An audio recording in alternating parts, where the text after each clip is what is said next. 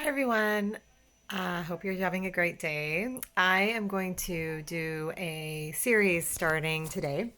Um, Basically, doing a book review for different books that I've read over my fertility journey and ones that I think that everyone should read. So, like one of the big things is that I am obviously in Betty's Baby. I'm focused on fertility, providing tips and helpful hints as well as coaching.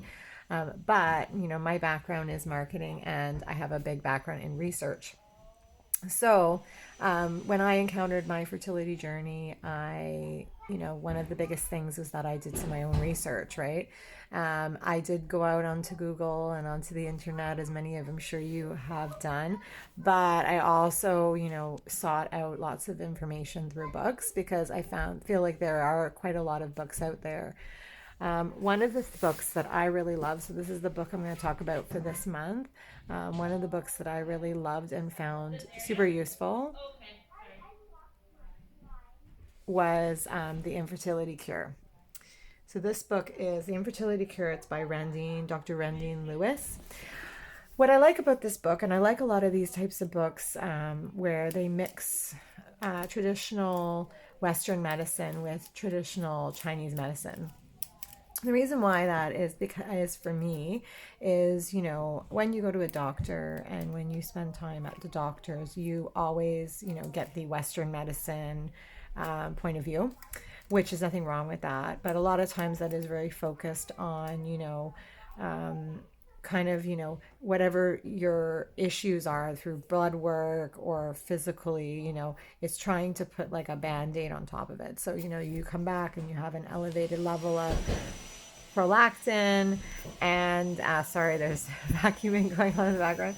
um, you have an elevated level of prolactin, and which I did have when we first started trying to conceive, and I was prescribed medication to bring it down, and and to do the job very well. But throughout your journey, you need to kind of figure out a means of being able to see what's kind of, sometimes when we do that, we just put like band-aids on issues. And I'm a big believer, not just in terms of fertility, but in terms of general health, that we should try to get to kind of the core problem.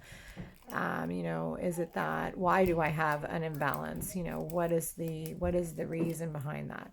And what I like about traditional Chinese medicine is that's kind of how it operates. They're trying to diagnose the whole issue. So when I went for my initial naturopathic appointment, or with my initial appointment with my traditional Chinese doctor, they're asking you questions, even though you have a fertility issue. They're asking you questions about your overall health, your digestion, your energy levels, lots of different things, right? Which I think is really important when you're trying to conceive. And it will help you kind of figure out like a good plan for you, right? So, when you go to a lot of fertility specialists, even though they are an important part of the team, they have a very kind of structured journey for people. Okay, if you're under 35, you're trying to conceive for a year, it doesn't work. First thing they're going to do is do the blood work. If everything comes back okay, they're going to make you do an IUI. Like, they have a very prescriptive way of doing things. Whereas I like that the naturopath and the Chinese medicine, doctors of Chinese medicine, have a very different approach. What I like about this book, The Infertility Cure, is that when you first start reading it, the first part is that she actually makes you take like a quiz. And the quiz, essentially what it does is it diagnoses, certain things. So with me, for instance, through my work that I've done with my acupuncturist, naturopath, as well as this book, I recognize that I have like a low yin, which is like a low, I'm quite cold. I have coldness in my body. And that also I have, which usually in Western medicine links to low progesterone. So it's very interesting how the Chinese medicine then links to the Western medicine, actually. And figuring out then, okay, if that's the case, like, how do we kind of, in the second half of the cycle, when the progesterone is really important, what types of foods should I be eating? I shouldn't be eating cold foods, right? I should be eating warm foods, soups, hot vegetables, things like that. I also had something called, I think it's called liver qi stagnation. So again, it's really to do somewhat to do with circulation, and how do we promote circulation? So movement and movement of blood, oxygen getting out to get out and get the oxygen. So I like that because when I got that information, it made me feel that I'm not just relying on like a pill to actually make changes. I can actually do those things right at home, right? I can change the way I'm eating.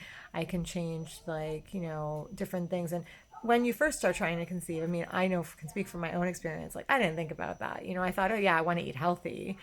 I eat relatively healthy as it is anyway. So I thought, I'm just going to keep my diet healthy.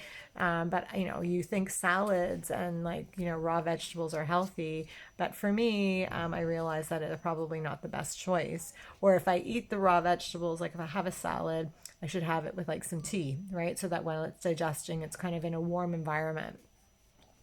So just really interesting insight. So what I found is if you are going to go seek out like a naturopath or a Chinese doctor, I highly recommend reading this before you go, because what it did was I didn't actually share a lot of this with her, but it gave me a lot of information so that when my acupuncturist and naturopath was talking to me, she diagnosed a lot of the same things, which she went through her own little, kind of survey or whatever of me.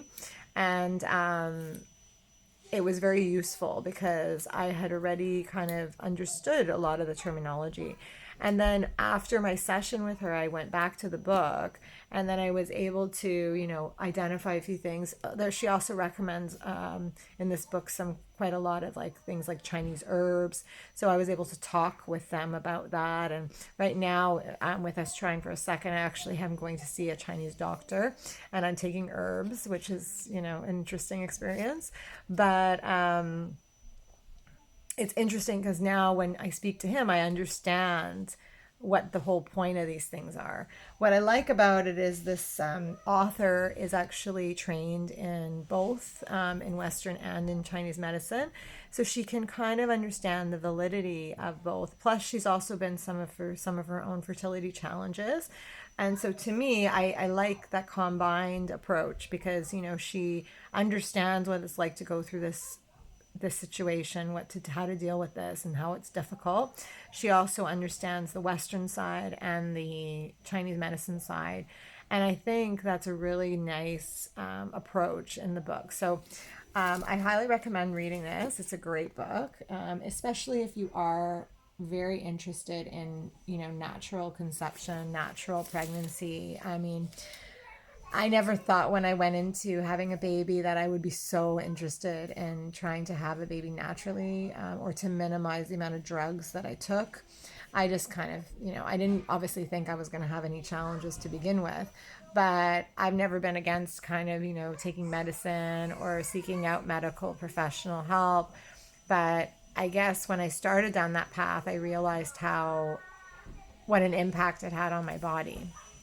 And, actually that you can make a lot of changes. And I really believe in my heart that a lot of the work I did through reading this book, also working with my acupuncturist and my naturopath, I get acupuncture twice a month around ovulation, around implantation. People do it less, people do it more frequently. I just find because I've been doing this for so long that the twice a month works for me. I do have coverage through my insurance, but also at the same time, I have to manage that. So I feel like for me, just it's the right level. But I think actually the changes I've made in terms of the naturopathic side of things and the Chinese medicine, the recommendations for Chinese medicine have actually been the most advantageous for my whole overall health. So again, I highly recommend this book. If you have any... I highly recommend this book. If you have any questions about it, feel free to comment or to get in touch with me. All right, so I would give this like a 5 out of 5 because it's one of my favorites. Okay, take care. Bye.